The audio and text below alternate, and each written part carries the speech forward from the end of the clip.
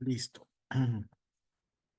Bueno, vamos a ver riesgos químicos. Luego vamos a ver un pequeño video sobre el accidente de Bhopal, que me parece súper importante. Ahora, cuando yo les digo riesgos químicos, ¿qué se les viene a la mente? Fábricas, ¿Pero de qué, Leandro? Tal Productos vez tóxicos, quemaduras con algún químico. Ya, ¿qué más? productos tóxicos, Tóxicos, muy bien, ¿qué más? Tendría que ser la interacción que tú tienes con, ya sea aditivos o combustibles. Eso, muy bien. A ver, ¿cuál es el químico más tóxico en su profesión? gasolina, Mm, El dióxido, ujú. el aceite, El aceite. ¿Por qué?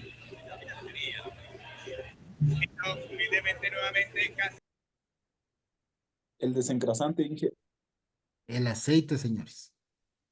Cuando cambian el aceite o alguna cosa del aceite, ¿saben por qué?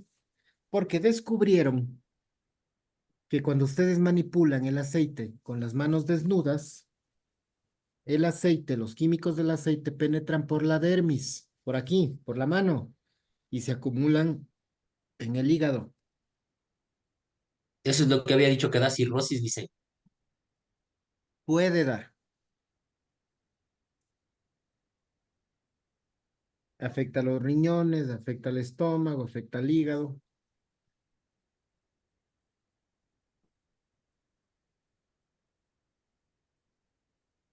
¿Ya?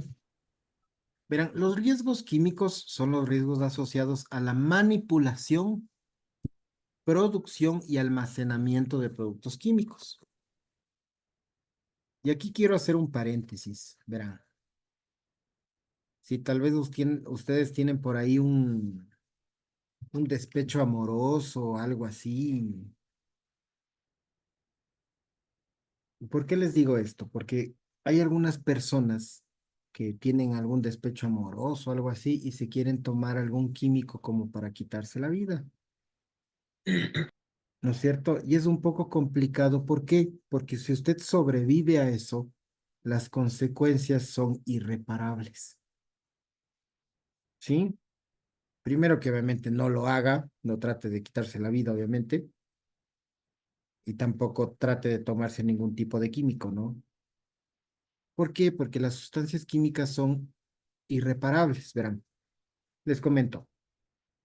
Hace muchos años, cuando todavía mi abuela vivía, había una chica, bueno, le hospitalizamos a mi abuelita porque se puso delicada y todo eso, y la hospitalizamos. Luego de esto, pasó que en la sala contigua había una chica de 21 años, ya esto hace unos 12 años, que por depresión se había tomado un químico, un plaguicida, tratando obviamente de quitarse la vida, ¿no? Entonces, resulta y acontece que la logran salvar, lastimosamente. ¿Y por qué digo lastimosamente la logran salvar? ¿Por qué?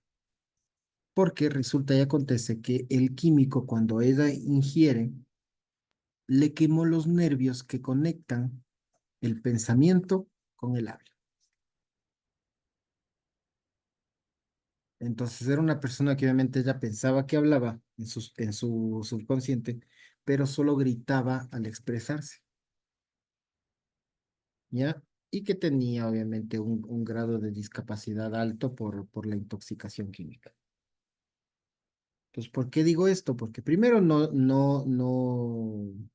llegó a su objetivo, que es obviamente quitarse la vida, y se vuelve luego una carga para sus padres, porque es una persona que nunca va a poder trabajar, que nunca va a poder ser una persona productiva en la sociedad, y que sus padres siempre van a velar por ella, porque obviamente uno cuando es padre siempre va a tratar de velar por sus hijos, ¿sí o no? Entonces, ¿por qué les digo esto? Porque a la final Los accidentes por productos químicos son altamente peligrosos. O sea, no es un tema. Han habido casos, por ejemplo, de intoxicaciones con alcohol metílico, ¿no es cierto? Lo que ponen en las fiestas de pueblo. Estamos encantados en la fiesta de pueblo, echando baile y todo eso. Llega un señor ahí con las patuchitas de $1 la botella y todo eso y nos comienza a vender. Nosotros ya picados en la fiesta y todo eso comenzamos a comprar. ¿Quién sabe que ese trago no es adulterado? ¿Sí o no que es peligrosísimo intoxicarse con alcohol metílico? Sí. Puede quedarse ciegos. Ciegos es una. Pueden morir, se pueden estar afectados de la parte de la psiquis, del sistema nervioso. Entonces, esas cosas, cuando hablamos de químicos, me gusta siempre desarrollar toda la perspectiva, porque es muy peligroso. Y ustedes como mecánicos o electromecánicos van a estar expuestos a los químicos. La gasolina, por ejemplo, el plomo de la gasolina. No debería haber esta profesión de despachador de combustible. En otros países ya del primer mundo ya no hay. Usted llega, compra la gasolina y usted mismo pone.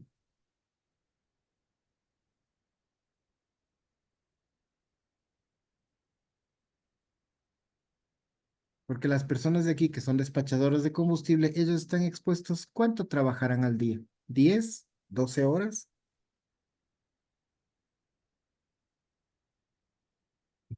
12 horas expuesto a la gasolina que tiene plomo, porque nuestra gasolina es mala, tiene altas cantidades de plomo. ¿Sí o no?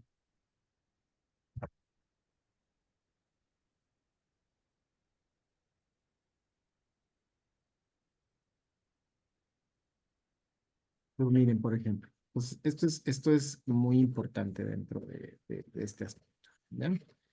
Eh, carambas. Bueno, como ya les decía, el riesgo químico es un riesgo asociado a la producción, manipulación y almacenamiento de sustancias químicas peligrosas, susceptibles de producir daños en elementos vulnerables, como resultados de incendios, de explosiones o escapes tóxicos. Tipología, podemos encontrar cualquier tipo de química en cualquier presentación. ¿Ya? Polvos, humos, nieblas, gases, vapores, líquidos. El mismo químico usted lo puede encontrar líquido o lo puede encontrar sólido. Por ejemplo, a ver, ¿qué es el sello verde, el sello rojo? No es un pegamento. No. La cáustica. Sosa cáustica. La Sosa sosa cáustica. cáustica es. Muy bien. La sosa cáustica, en qué presentaciones ustedes han visto? En polvo y en líquido. En polvo y en líquido. Es el mismo compuesto, diferente presentación. ¿Ya? Tipos, aerosoles, polvos, vapores, nieblas, brumas, humo. ¿Cuál es el gas más peligroso en una casa? El CO2, ¿El dióxido de carbono o el monóxido de carbono? el monóxido. El monóxido Inge. Monóxido.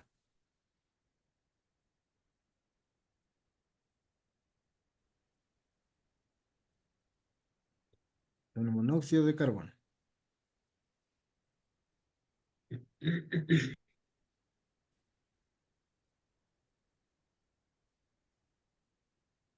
Miren, el monóxido de carbono.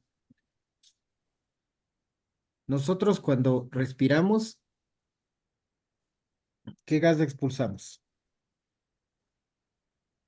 CO2. El Dióxido. dióxido de carbono. Dióxido de carbono. Cuando hay un vehículo en combustión y todo eso es el monóxido de carbono. Ese gas es el más peligroso. Es altamente tóxico.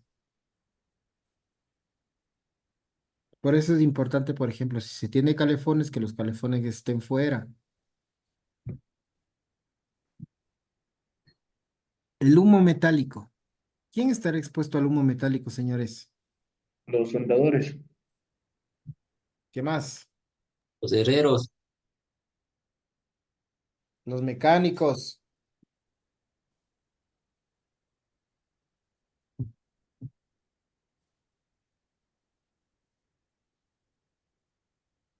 ¿Sí o no? Sí.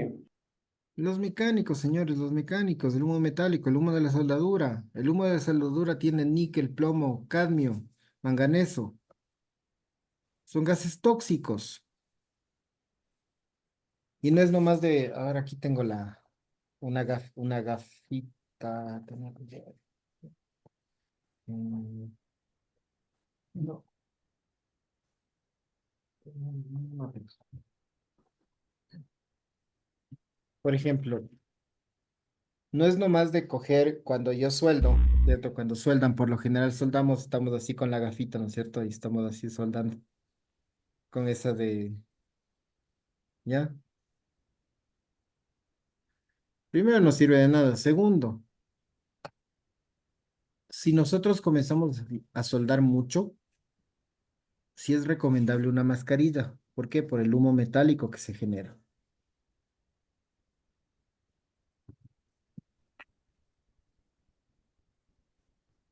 Ejemplos de químicos por su tipo: vapores, nieblas, polvos, humos metálicos. Miren, aluminio, cadmio, cobre, cromo, estaño, manganeso, níquel, plomo, silicio, berilio.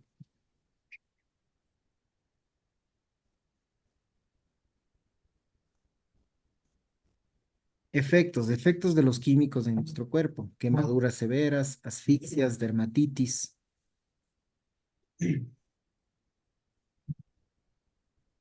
por ejemplo. ¿Ya?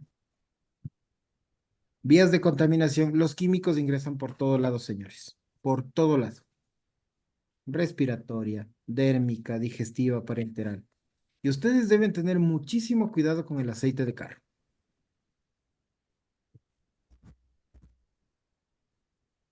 porque absorbe, se absorbe por la dermis, verán. Se absorbe por la dermis los químicos. Los metales pesados se absorben por la dermis, por aquí. ¿Qué es la dermis? La piel. Se absorben por aquí.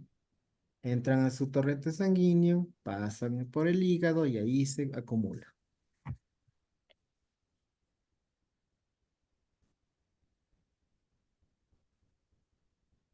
Efectos en el organismo: tóxicos sistémicos, neumoconióticos e irritantes.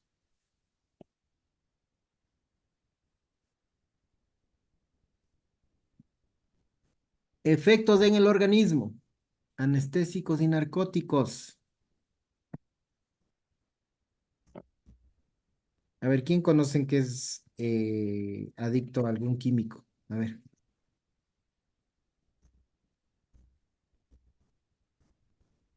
Cemento de contacto. Muy bien, Byron. El La cigarrillo adicción al electrónico, alcohol. Inge. Perdón, Leandro. La adicción al El alcohol. cigarrillo electrónico. Bueno, ya, digamos. Verán, verán. Bueno, yo no fumo. dicen, en una mecánica yo conocía un tipo que le gustaba estar lavando motores y después se dieron cuenta que era por andarse drogando con la gasolina. Ha sabido drogarse con la gasolina, con el olor. Ha sabido cogerle así como, y eso contó después cuando él mismo contó que ya no podía dejar de hacer eso. Por ejemplo, ¿ya? Hay muchas profesiones. Médicos son adictos a la morfina, al fentanilo.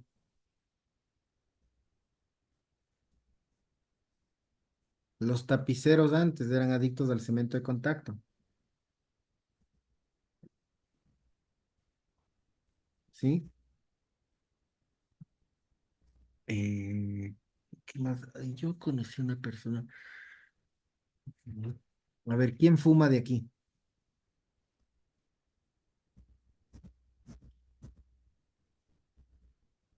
No, no, dígalo, dígalo nomás, no hay problema. No, no es que les voy a decir, está jalado la materia por fumar. No, no, no. Yo fumaba, profe, pero ya dejé desde la pandemia, ya 4 años. Qué bueno, muy Pero bien, era full, full adicción. Fue bien duro dejar los 3 primeros meses. Era un suplicio. No, no se puede dejar, es bien, bien complicado. muy bien. Ya con el paso del tiempo ya se fue dejando. Pero ¿saben cuál es el tema del cigarrillo? Es que los cigarrillos de ahora son una porquería. No es como el tabaco como el de antes, ¿no? Como el full, por ejemplo. No sé si se acuerdan del full, el que era tabaco, tabaco real y que era sin filtro. Y bueno, mi abuelo fumaba el full, sin filtro y era tabaco, tabaco, tabaco. No las cosas que venden ahora. ¿Por qué? ¿Y por qué digo esto? Porque hicieron un estudio de los nuevos cigarrillos que no son tabaco, que son hierbas molidas con hierba y todo eso. Ni siquiera es tabaco, verán. Ni siquiera es tabaco. Por ejemplo, esos Carnival que cuesta como la entera, creo que cuesta 2.50. O sea, ni siquiera es tabaco, señores. Es literal cortezas de algo molidas y que le hacen como tabaco. Hicieron un estudio que al rato de quemar el cigarrillo ingresan 4.000 químicos al cuerpo. 4.000, porque el cigarrillo de ahora no es tabaco, no es tabaco. Hace unos 50 años era tabaco real. Y el tabaco real, obviamente, los cigarrillos que son con tabaco real, son carísimos. En Panamá cuesta una entera de tabaco, tabaco, tabaco, está por los 14, $15. Pero que ese sí es cigarrillo, ¿ya? No es el que venden aquí. Entonces, ¿y por qué les digo esto? Porque imagínense, no es tabaco lo que se fuma. Aparte los vapers. Los vapers también son tóxicos. Entonces yo les quiero decir, obviamente, no fumen. O sea, es el peor vicio que puede haber es eso, ¿ya? Y si quieren hacerlo, bueno, si quieren hacerlo, por lo menos cómprense en el arca, que de cierta manera tiene algo de tabaco, de la planta como tal. Y aún así es malo. Y peor fumar estos que son estos, como estos cigarrillos que son con saborizante, con las burbujitas y todo eso, es más químico, ¿sí? Entonces, por favor, siempre es importante conocerlo, por favor, conocer. Cancerígenos, alérgicos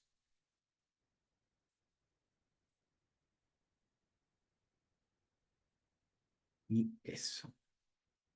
Ahora, ¿qué es lo que vamos a ver?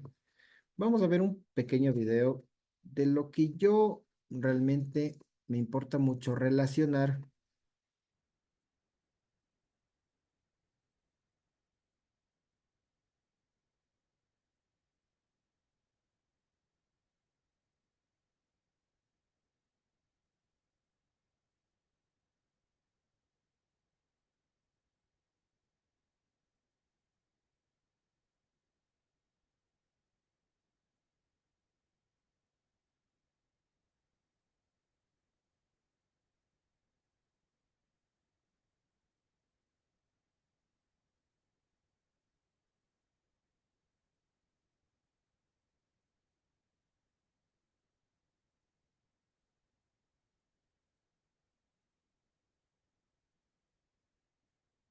Voy a...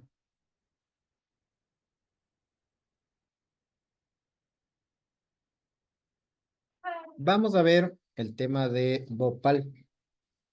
Bhopal fue una, un accidente, el accidente químico más mortífero de la historia.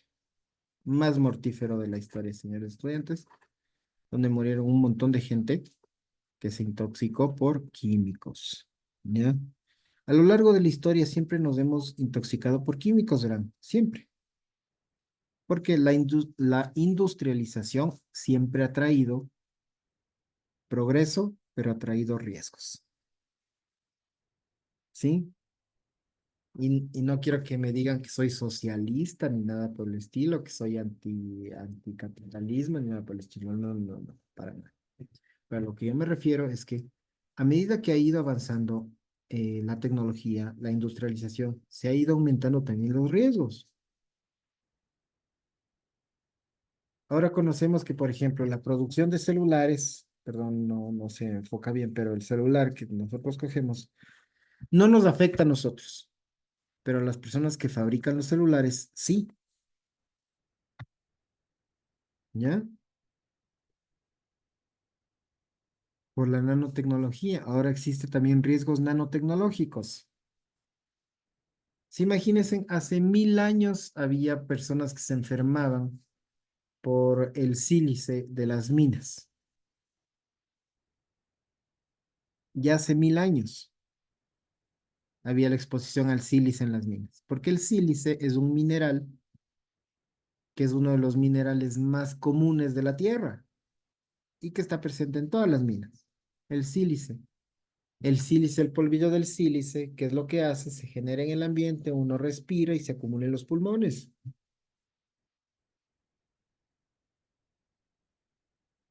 Entonces, eso es lo que vamos a ver. A ver.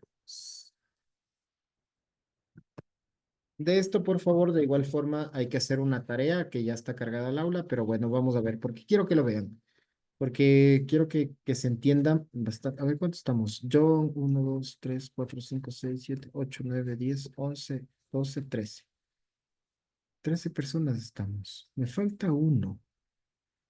No, me faltan dos. ¿Dos se retiraron o qué?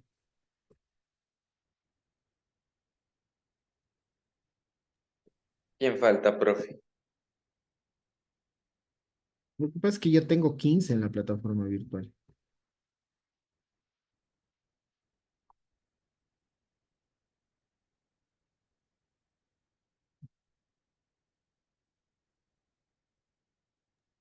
Inge, pero todas las clases siempre aparece 14 participantes. Serían 13 con usted 14. Siempre aparece en todas las clases que yo he entrado, ha sido así.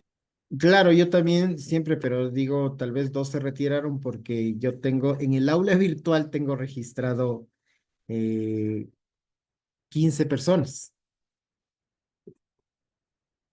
Por ejemplo, tengo Robert Alcíbar, Guido Chachipanta, Freddy Pérez. Ah, ya sé, Freddy Pérez, él no es de aquí. Leandro España. España sí está.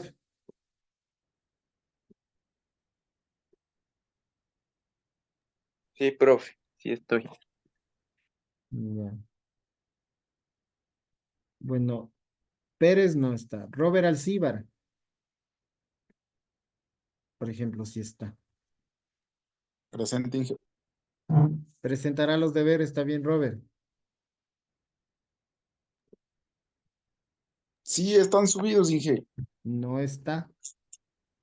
Tal vez el primero, Inge, lo que pasa es que como yo me matriculé 15 días después porque me estaban viendo las mallas, porque yo reingresé a estudiar, entonces por eso ingresé atrasado, no sé si la primera tarea será, La primera es, justo la primera. ya, Inge. Entonces ya la voy a realizar.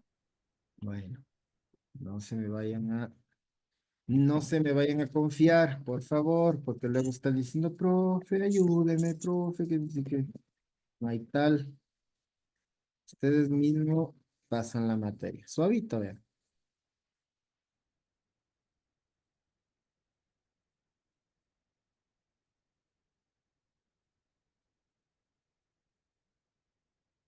A ver, vamos por favor a ver el video de Bhopal. India Central, 1984.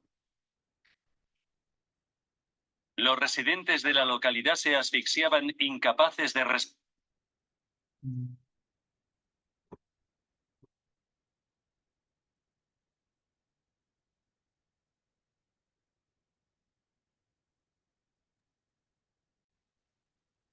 ¿Qué pasó? No se ve, dice. No tiene internet. No tiene suficiente memoria, dice. Esperen, esperen un ratito.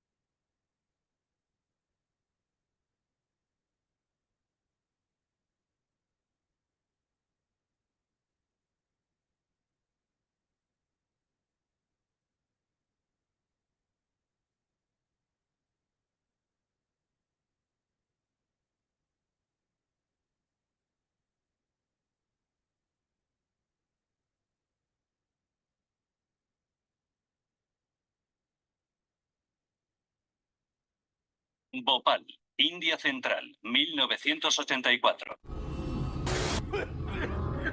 Los residentes.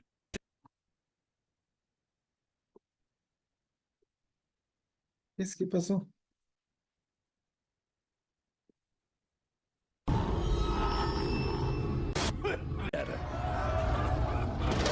Corriendo en estampida, murieron miles de personas. ¿Escucha?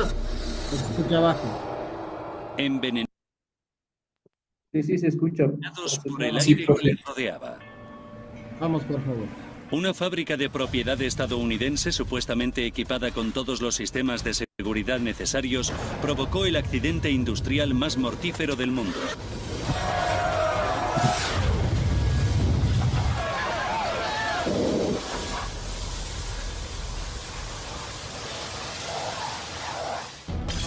Los desastres no ocurren sin más. Son el resultado de una cadena de sucesos críticos. Desentrañaremos las pistas e iniciaremos la cuenta atrás hacia esos últimos segundos catastróficos. Segundos catastróficos. Catástrofe química en Bhopal.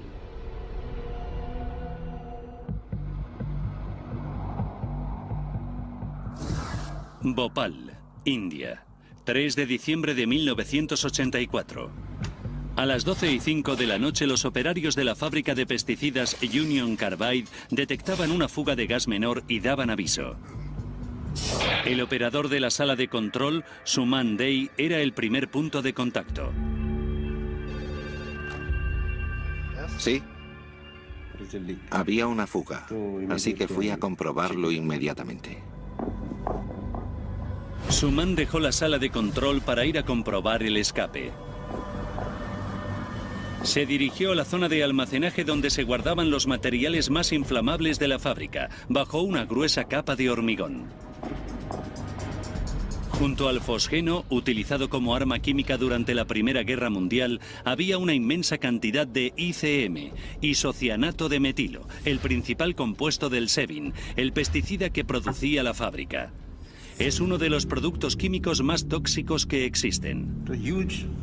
Allí se guardaba una enorme cantidad de ICM. Todos los productos químicos eran igualmente peligrosos y todo el mundo tenía que ser muy cauteloso si algo salía mal.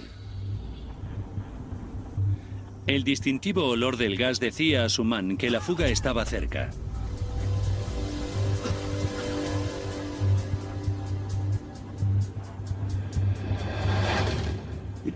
Había una fuga, pero era una fuga lenta, muy lenta. Los escapes de gas menores eran bastante regulares y la plantilla había tenido que aprender a vivir con los efectos asfixiantes de los mismos. Todo iba bien. Había comprobado la presión, la temperatura y ese tipo de cosas. Así que dije que ya no podíamos hacer más y nos quedamos hablando en la sala de control.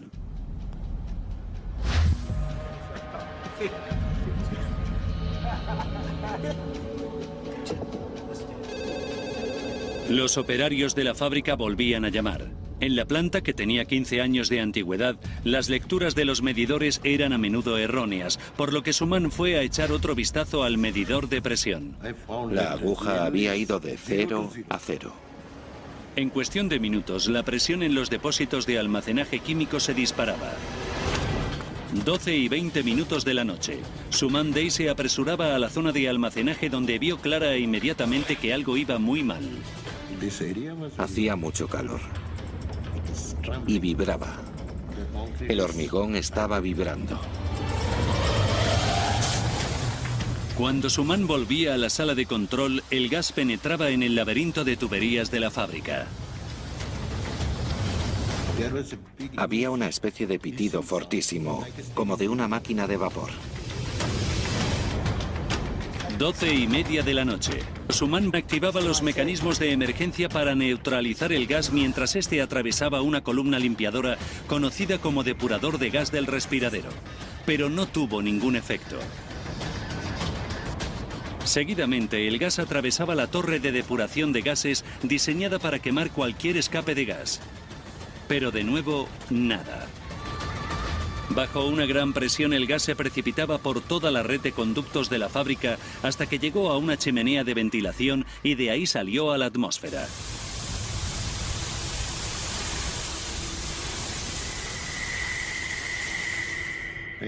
Comprendí que era un gran desastre.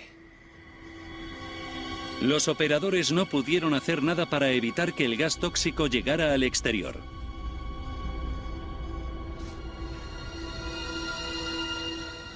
Comuniqué que había una gran fuga en la zona de almacenaje. Por favor, evacúen.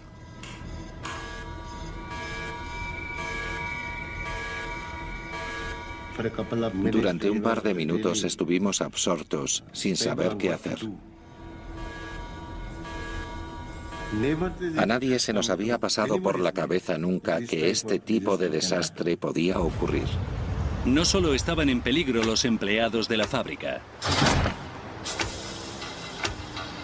1 de la madrugada. La fábrica Union Carbide estaba al lado del corazón residencial de Bhopal y un viento del sureste desplazaba la nube tóxica hacia su 500.000 de habitantes.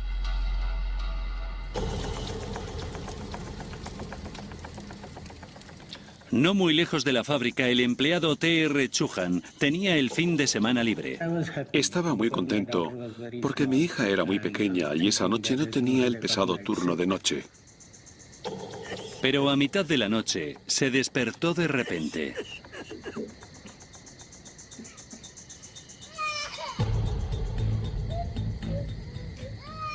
Mi hijo empezó a llorar.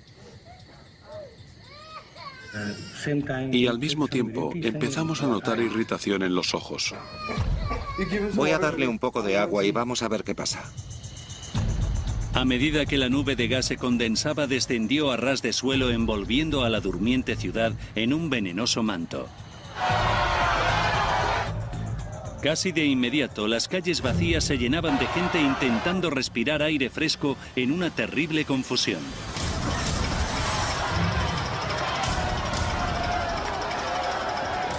La calle estaba llena de gente corriendo e inmediatamente decidí que yo también tenía que correr con mis hijos, con mi familia.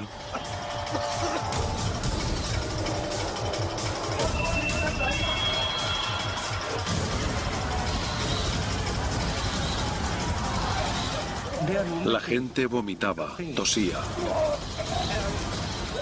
Vi morir a gente, corrían, se caían y morían. Mientras tanto, en la fábrica, los mecanismos de seguridad que debían neutralizar o quemar el gas seguían sin funcionar, y la barrera final de la planta para evitar todo tipo de desastres también fallaba.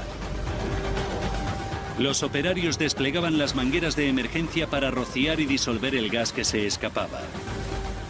Pero los chorros de agua no tenían suficiente fuerza y no alcanzaban el gas que salía a borbotones por la chimenea. Tras media hora, el flujo de gas tóxico no mostraba signos de desacelerarse.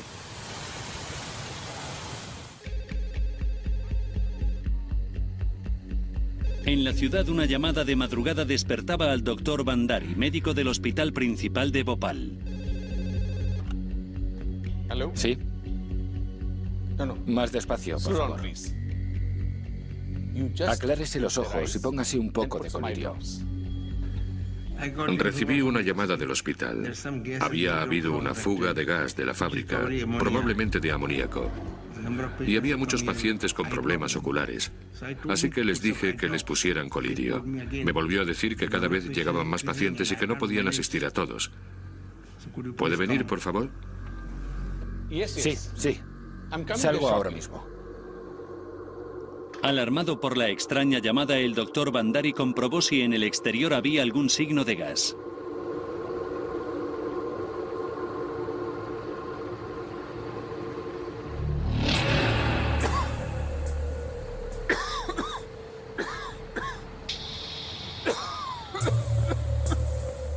Entré. Me costaba respirar y empecé a toser y a toser y a toser. A cada minuto la nube de gas invisible se extendía cubriendo una zona de unos 8 kilómetros de diámetro. Lo único que sabían los lugareños es que era imposible respirar. Miles de personas abandonaban sus hogares en estampida, asfixiándose en la huida.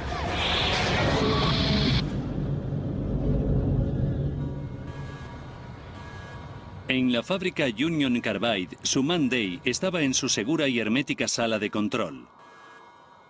Pero con muchos trabajadores desaparecidos, volvió a la fábrica en una misión de rescate. Me puse rápidamente mi mascarilla y volví al interior de la fábrica.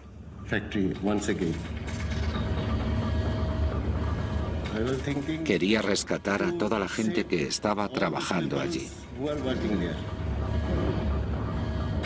Pero pronto se empezó a quedar sin aire. Tenía mucho miedo, estaba muy asustado. Por un momento pensé que quizás ese era mi final.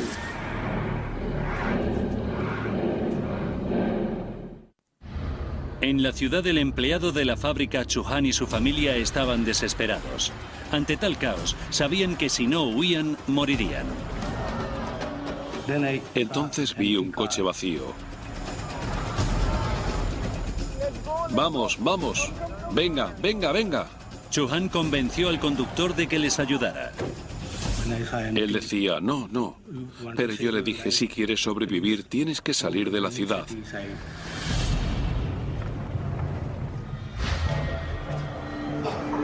Tras el violento golpe de tos, el doctor Bandari se recuperó y pudo llegar al hospital. En cuanto llegué al hospital, vi a muchísima gente esperando ser atendida.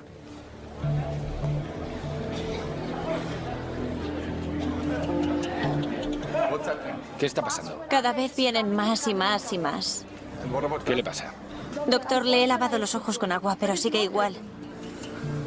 La policía les había comunicado que se trataba de una fuga de amoníaco. Bandari esperaba que los tratamientos convencionales resolvieran los problemas de los pacientes, pero los síntomas eran mucho más extremos. Muchos tenían problemas respiratorios. Tenían tos y sensación de asfixia. Sus remedios no eran eficaces. No sabíamos qué hacer. Era una condición médica desconocida. Miles de personas se asfixiaban, morían. El hospital estaba abarrotado y Bandari necesitaba respuestas. Estaba convencido de que el gas no era amoníaco. No lo entiende. Hay cientos de pacientes en la entrada de mi clínica. Al principio, Union Carbide dijo que era amoníaco, luego que era fosgeno. Un momento. ¿Qué tipo de gases? Y luego dijeron que era isocianato de metilo. Nunca habíamos oído hablar del isocianato de metilo y Union Carbide no nos había dado ni antídoto ni información. Desconocido para los médicos, el isocianato de metilo estaba reaccionando con el agua del cuerpo de las víctimas, haciendo que la sangre penetrara por los diminutos orificios de los pulmones y haciendo imposible la respiración.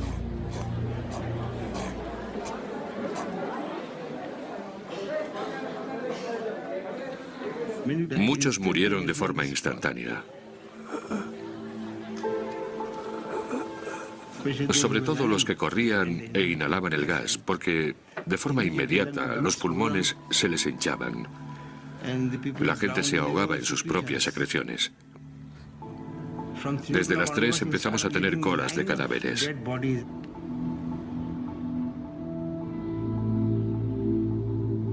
La mañana del 3 de diciembre el gas ya estaba disipado por todo el país.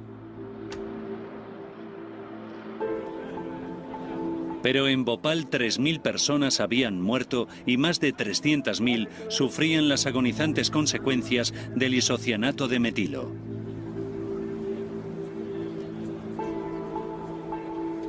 Sumande y el resto de la plantilla de la fábrica sobrevivieron. Por la mañana vio la devastación de su ciudad por primera vez. Vi a los búfalos y a las vacas en las calles, muertos. Los más afectados fueron los ancianos y los niños, a menudo atrapados en las partes más densas de la nube, a ras del suelo.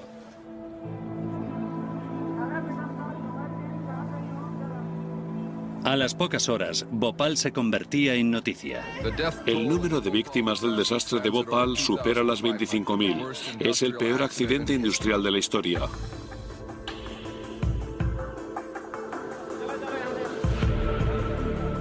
En esta zona cercana a la fábrica de Union Carbide viven unas 10.000 personas. Pero esta mañana toda esta barriada está vacía. Al horror y al sufrimiento le seguía una sencilla pregunta: ¿cómo había podido ocurrir? El día después del desastre, el gobierno de la India hacía responsable de la seguridad de la fábrica al químico Tyagarajan. Fue una situación horrenda. La gente seguía en la calle, había cadáveres. La gente lloraba y cundía el pánico. La fábrica de Bhopal producía en masa el pesticida Sevin y los dirigentes de la empresa dijeron a Tyagarajan que el isocianato de metilo se almacenaba cuidadosamente en forma líquida en depósitos subterráneos. Pero los trabajadores afirmaban que el depósito E610 estaba al 75% de capacidad, superando con creces el 50% recomendado por la corporación. Las 42 toneladas del letal isocianato de metilo se habían evaporado y escapado.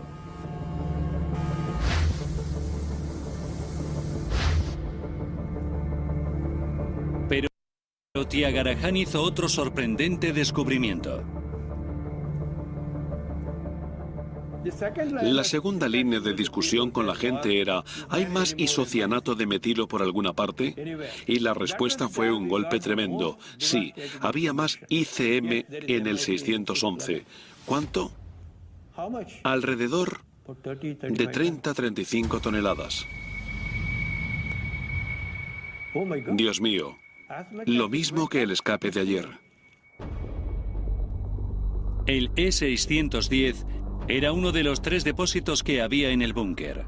Bhopal tenía una inmensa capacidad de almacenaje, pero a diferencia de otras fábricas de Union Carbide, solo estaba produciendo unas cuantas toneladas de Sevin al día, por lo que había gran cantidad de isocianato de metilo almacenado allí. Un depósito debía mantenerse vacío por seguridad, pero según los empleados, los 3 estaban llenos del mortal producto químico. Solo el del E610 había reaccionado, pero no se sabía si pasaría lo mismo con los otros. Tyagarajan debía asegurarlos de forma urgente. Mientras Bhopal se tambaleaba por el desastre, el presidente de Union Carbide, Warren Anderson, llegaba desde los Estados Unidos para valorar la situación. Cuando la policía fue consciente de que Anderson era el último responsable de la fábrica, lo detuvo. Lo que me gustaría hacer, y espero que me ayudéis a hacerlo, es decirle a mi mujer que estoy vivo y bien y saludar a mi madre. Pero periodistas locales como Rajkumar Keswami creían que la actuación policial fue solo para impresionar. En el propio aeropuerto le dijeron que estaba detenido. Sin embargo, no le trasladaron a ningún calabozo. Le llevaron a una vivienda de Union Carbide, que era de las más bonitas de Bhopal por entonces. Horas después, Anderson fue puesto en libertad bajo fianza y se marchó del país rápidamente.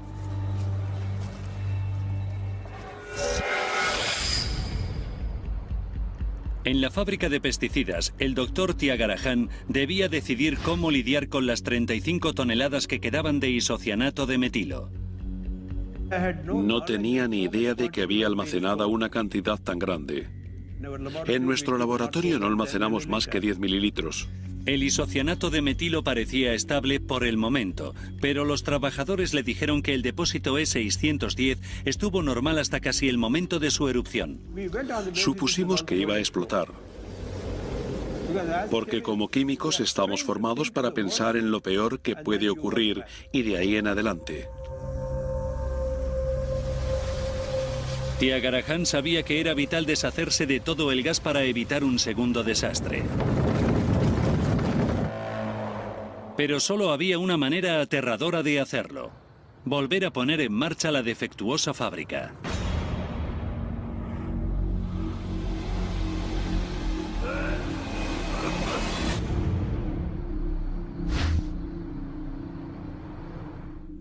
Utilizaremos a la misma gente y produciremos el mismo pesticida que producía esta gente. Solo 13 días después del desastre, con miles de personas todavía muriendo y otras tantas en hospitales, los operadores estaban preparados para neutralizar el resto de isocianato de metilo. Las autoridades todavía no tenían ni idea de cómo se había producido el primer desastre y llamaron a su nuevo y arriesgado plan Operación Fe. Nos guiamos por la fe porque sabíamos que éramos capaces de hacerlo, pero no sabíamos la calidad del material. Por eso dijimos, tened fe en nosotros. Pero para los habitantes de Bhopal, volver a poner en funcionamiento la fábrica después del letal desastre era un panorama aterrador. La gente pensaba que si la fábrica se volvía a poner en funcionamiento, el mismo gas que había matado a miles de personas podría volver a salir.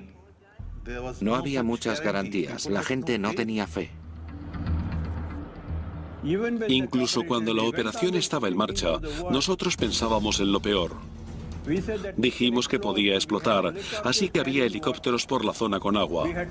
Cubrimos toda la fábrica con telares mojados.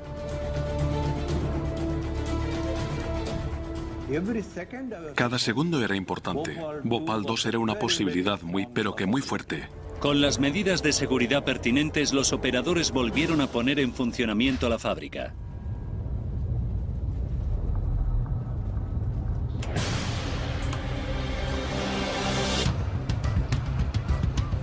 Cuando la producción empezó, los bhopalíes se aterrorizaron y abandonaron la ciudad. Mucha gente se fue de Bhopal. Nadie quería poner en riesgo su vida probando suerte. A medida que se drenaba el restante isocianato de metilo, incluso pacientes de hospitales se unieron al éxodo y solo se quedaron los que estaban demasiado enfermos para escapar. Era una ciudad desierta. Una especie de ciudad fantasma. Tardaron 7 agonizantes días en convertir el restante isocianato de metilo en pesticida Sevin. Se había evitado un segundo desastre. Estábamos muy satisfechos de haberlo conseguido y nos fuimos de allí diciendo, ahora sí es seguro. Los habitantes de Bhopal volvieron, pero furiosos. Todo el mundo quería saber cómo había pasado, el público, la prensa, los periodistas, el parlamento. Así que tuvimos que hacer estudios rápidamente para encontrar la causa del desastre. Ahora, repasando los acontecimientos críticos y profundizando en las investigaciones que siguieron a la tragedia, vamos a saber qué ocurrió en realidad esa fatídica noche en Bhopal.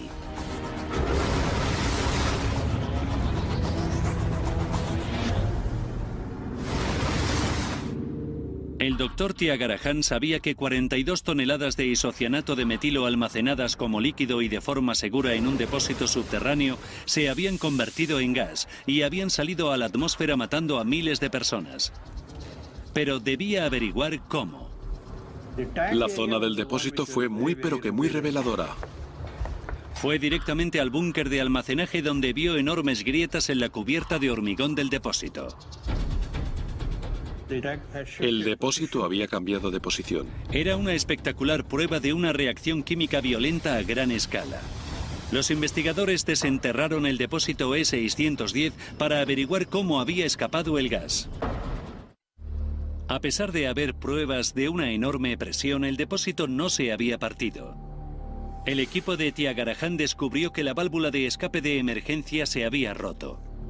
El gas había escapado por el sistema de ventilación de emergencia y de ahí había llegado a la atmósfera.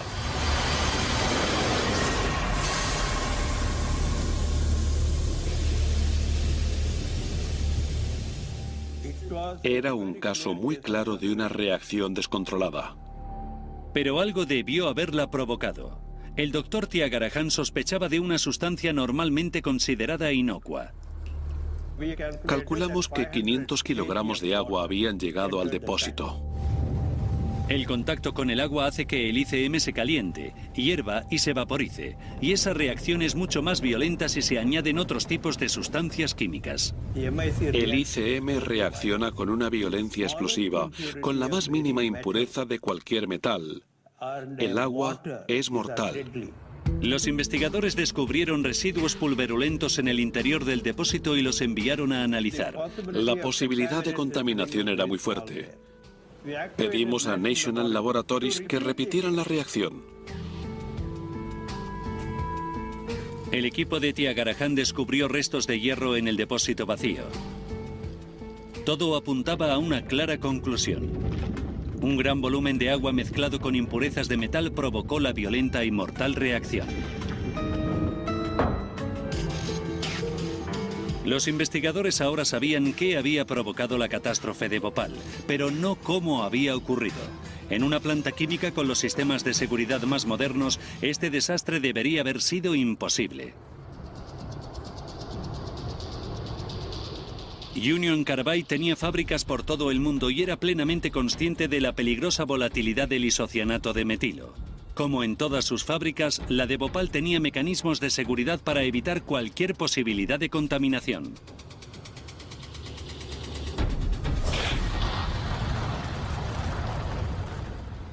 Estamos aquí para saber qué ocurrió en Bhopal, India. A los pocos días del desastre, el presidente de Union Carbide, Warren Anderson, afirmaba que no había sido un accidente. No parece que haya sido algo involuntario. Podría haber sido una acción intencionada. Con una clara insinuación de sabotaje, los sindicatos de los trabajadores buscaron una opinión independiente. Invitaron al investigador estadounidense Michael Wright a Bhopal. Pero las autoridades le negaron un visado de trabajo, por lo que tuvo que operar en secreto. Ni Union Carbide ni el gobierno de la India los querían allí. No querían que nadie independiente se acercara a su investigación. Como director de Sanidad y Seguridad del Sindicato de Trabajadores Siderúrgicos de los Estados Unidos, su especialidad eran los sistemas de seguridad de grandes fábricas. A accidentes como el de Bhopal los llamamos técnicamente accidentes de baja probabilidad y altas consecuencias. Son accidentes que ocurren con muy poca frecuencia, pero cuando ocurren son enormes, catastróficos. Sin ayuda oficial, Wright se vio obligado a viajar a Bhopal como turista. Allí pudo ver la magnitud de la catástrofe de primera mano. Ibas caminando por las barriadas y veías a todo el mundo toser por haber estado expuesto a esta sustancia tan tóxica. Conocí a niños que habían perdido a sus padres y a padres que habían perdido a sus hijos. Tuvimos que distanciarnos del horror de lo que había ocurrido para poder averiguar cómo había ocurrido. Tuvimos que analizar todos los escenarios posibles, ya que gran parte de la investigación de accidentes consiste en descartar lo que no pudo suceder. Wright no podía entrar en la fábrica, por lo que solo una investigación secreta le ayudaría a descubrir las causas inmediatas del desastre.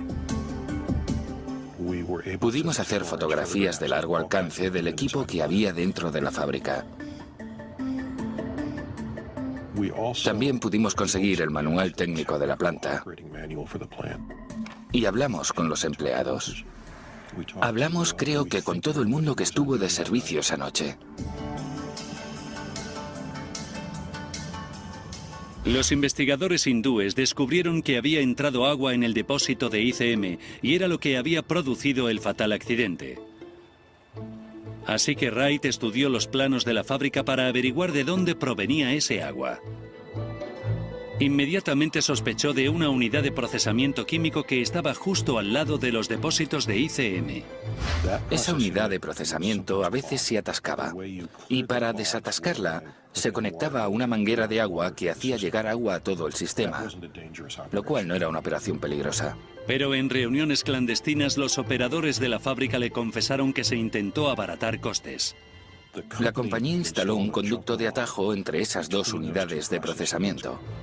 Un conducto de atajo que llegaba a la zona de almacenamiento del ICM permitía a los operadores usar el equipo de forma intercambiable, pero enlazaba permanentemente la sustancia letal al resto de la fábrica. Eso convertía la fábrica en mucho más peligrosa. Si se hubiera aislado completamente esa unidad de ICM, el agua nunca habría llegado a ella. La tubería de atajo era una ruta directa para que el agua llegara directamente a la unidad de ICM. Wright descubrió que la noche del desastre se limpiaron los tubos. Un empleado inició esa operación sobre las 9:30 de la noche, pero notó que no salía agua por el otro extremo. Al final empezó a salir agua y todo el mundo pensó que funcionaba bien. Sin ser conscientes de que una gran cantidad de agua fluía por las tuberías adyacentes hacia la unidad de isocianato de metilo. Aún así, un sencillo dispositivo de seguridad debería haber bloqueado su avance. Esta placa de metal llamada brida ciega se debía colocar en la unión de las dos secciones, formando un sello hermético durante los trabajos de limpieza de los conductos. Esa brida ciega no estaba allí, y por eso el agua llegó al depósito. Aunque el agua había llegado a los depósitos de ICM, los planos de la fábrica le decían a Wright que había una última barrera para impedirlo. Se bombeaba gas inerte de nitrógeno en el depósito de ICM, lo que suministraba una capa de seguridad de alta presión entre el líquido letal y el resto de la fábrica. Era un sistema que Wright había visto antes. Es seguro y eficaz normalmente. Pero los trabajadores de la fábrica le revelaron los fallos del sistema. El 30 de noviembre vi que estaban intentando presurizar el depósito 610, pero no lo consiguieron. En una fábrica de 15 años de antigüedad, la plantilla estaba acostumbrada a lecturas erróneas ocasionales, pero el trabajador Chauhan sabía que un fallo total en la presurización del depósito solo podía significar una cosa. Significa que hay una fuga en el sistema de ventilación. Comprobando los registros de la fábrica, Chauhan vio que el problema llevaba semanas sin comunicarse. Llevaba más de 20 días sin presión. No había datos de presión en las hojas de registros. Y si una válvula defectuosa estaba permitiendo que saliera nitrógeno, también podía permitir que entrara agua. El agua entró en el depósito por esa válvula. Y esa válvula debería habérselo impedido, pero como no lo hizo, el agua llegó al depósito de ICM.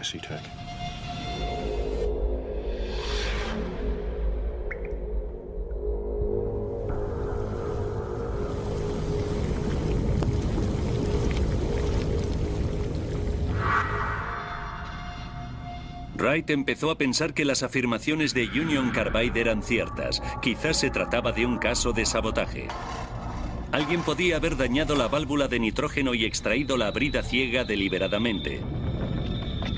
El hierro que alimentó la reacción podía provenir de los conductos oxidados. Puede que no previeran un accidente de tal magnitud. Union Carbide afirmaba que un trabajador descontento había bombeado agua en los depósitos de isocianato de metilo. Lo único que estamos intentando hacer es diferenciar algo involuntario de algo deliberado. Pero Wright no había llegado a ninguna conclusión aún. Había más secretos que descubrir. La verdadera historia de Bhopal no trata tanto sobre cómo llegó el agua al depósito, sino por qué ninguno de los mecánicos que deberían haber protegido a la gente funcionaron esa noche.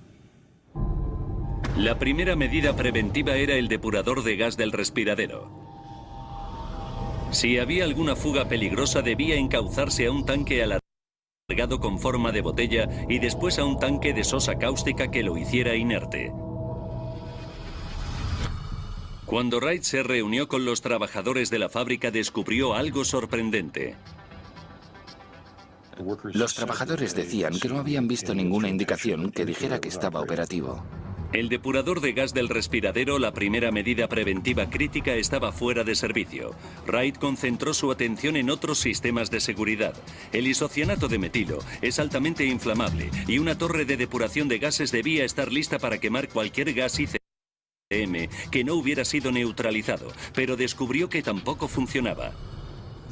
Habían extraído un trozo de tubería oxidada de más de 1 metro, pero no había sido reemplazado.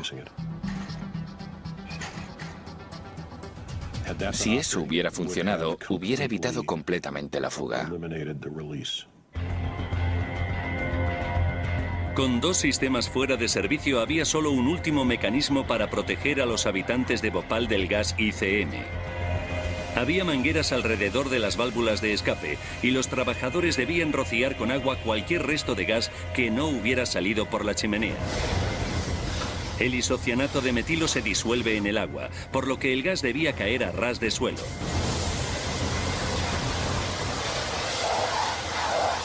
Wright no se podía creer lo que le contaban los testigos. El problema con el sistema de rociado de agua es que era insuficiente. Los chorros de agua no llegaban a la altura de la fuga. El agua eludió las medidas preventivas y provocó la reacción del isocianato de metilo.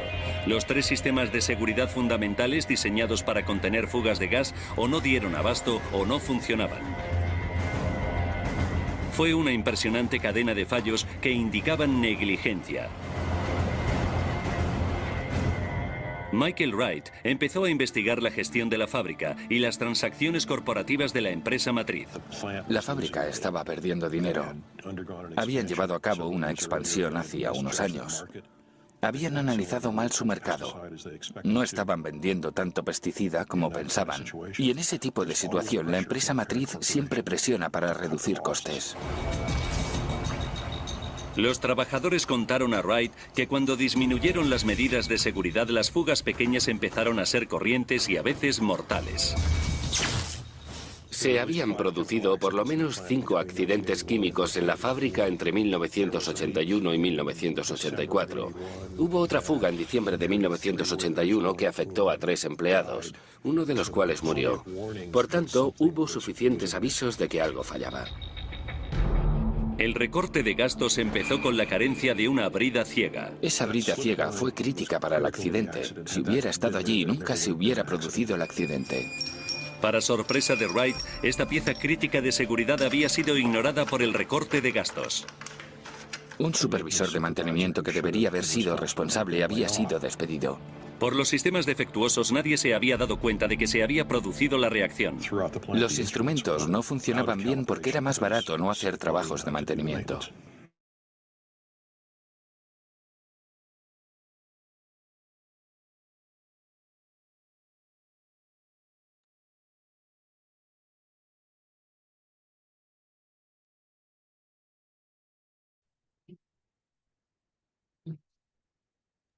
A ver, vamos, recapitulación.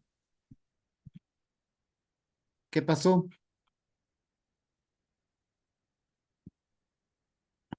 ¿O por qué se generó el accidente?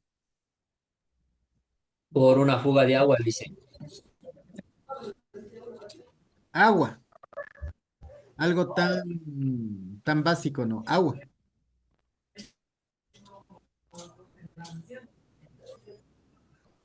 Sí, verán, ha habido algunas intoxicaciones.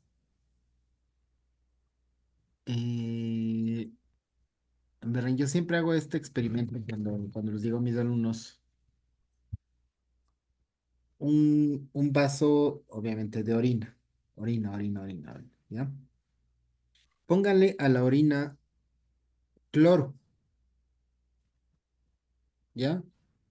La orina con la reacción del cloro genera gas cloro y el gas cloro es tóxico.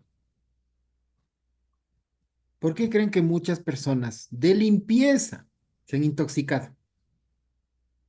Porteros en colegios, en escuelas públicas. Ha habido intoxicación por gas cloro. ¿Por qué?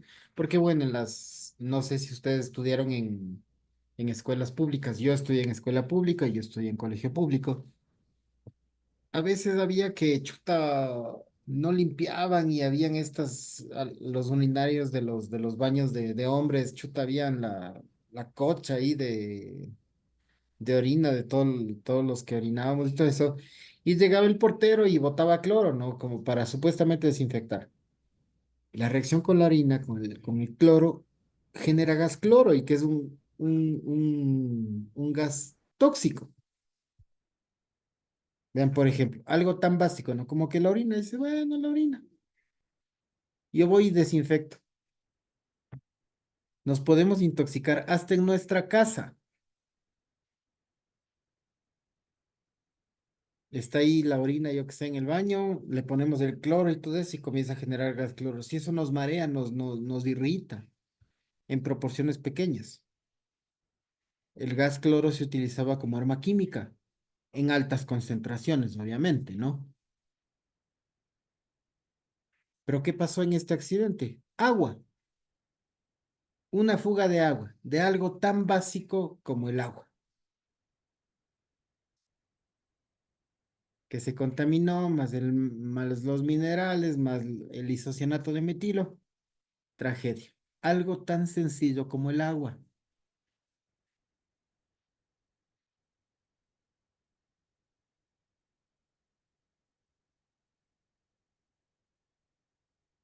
Entonces, por eso es importante, ¿ya? El tema del manejo, manipulación de productos químicos. Por eso ustedes en las mecánicas, por favor, traten en la medida posible de ponerse guantes cuando manipulan el tema del aceite. El aceite se incrusta por la dermis, se acumula en su hígado. Son tóxicos, metales pesados en su hígado. El humo de la soldadura, el plomo de la gasolina.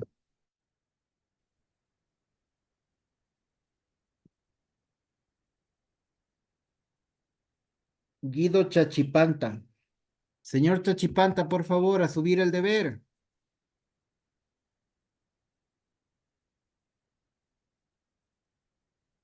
Eso, señores estudiantes, eso ha sido la clase del día de hoy. Espero que les haya gustado. Nos vemos la próxima semana con el examen. La próxima semana hay examen. Ya está subida las diapositivas, tanto de riesgos físicos como de químicos. Por favor, estudien para el examen. Por favor, van a ser de 20 a 24 preguntas. ¿Ya? Entonces, por favor, listo, chicos, vayan a receso, tómense un cafecito, vayan a comer, alguna cosa así, que luego les toca ya la próxima clase. Eso nada más, cuídense, un abrazo y nos vemos como decían en el Chavo, a la misma hora, en el mismo canal. Gracias, Licen. Hasta luego, Licen. Hasta luego, Luis. Un abrazo. Gracias, profe. Una buena noche.